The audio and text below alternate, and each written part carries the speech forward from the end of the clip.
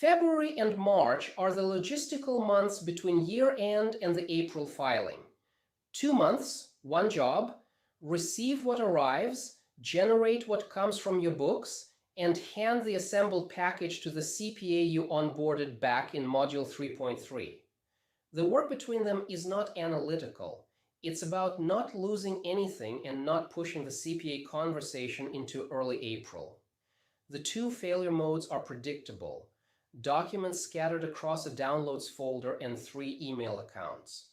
CPA contact deferred until the first week of April, so the engagement window slips, and an extension becomes the default outcome rather than a choice.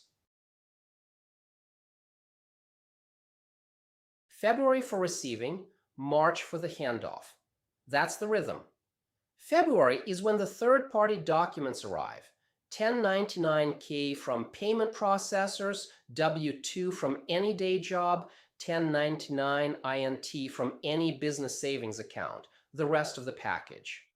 March is when you assemble what you receive together with what you generate from your own books, and you walk the whole stack over to your CPA. Between them is the part that fails when there's no system. Every arriving document lands somewhere different. And by the time you sit down to assemble the package, you can't find the documents you know you received.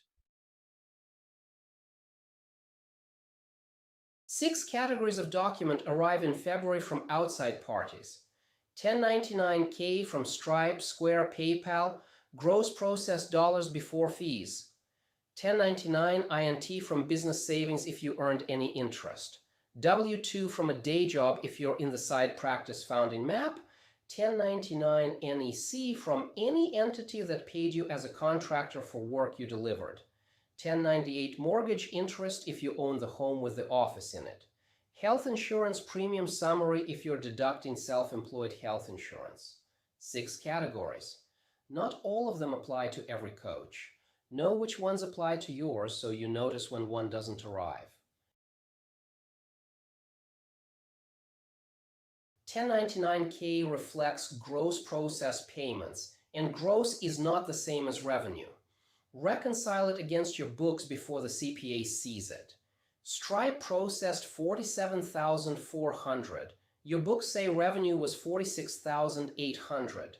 The $600 gap could be processing fees, could be a refund, could be a December transaction that hit Stripe in January. Any discrepancy needs an explanation when the CPA asks, and the CPA will ask. Find the gap now while you have the supporting records in hand. The mid-March handoff is when the explanation has to be ready, not when the question gets researched for the first time. 5 categories of document you generate yourself from your books. Year-end profit and loss through December 31st.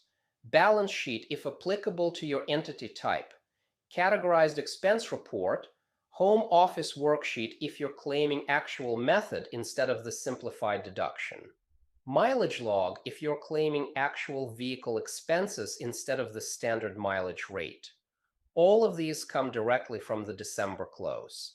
There's no additional work, you're just exporting and labeling. If the December close wasn't run, all 5 of these become the work of February and March instead of January 4th. Mid-February to early March for the handoff.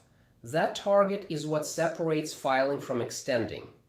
Hand the package over by early March, and your CPA has March 1 through April 10 to draft the return, send you a draft for review, and file by April 15th. Push the handoff to late March or early April, and the CPA's calendar fills with everyone else who waited, which means the draft doesn't come back until April 12th, which means an extension becomes the path of least resistance, even though you didn't intend to extend. The CPA isn't going to chase you for it. You have to drive the calendar. Year 1 prep is the heaviest lift because the CPA is meeting your entity for the first time. Formation date, state of registration, EIN, operating agreement, Form 2553 copy if you elected S-corp. All of that gets handed over alongside the regular year-end package.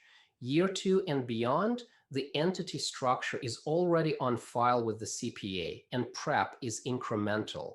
What changed, what didn't. The investment in year 1 is what makes year 2 cheap. The relationship matures. The package gets tighter every year. The mid-February to early March rhythm becomes muscle memory once it's been run twice.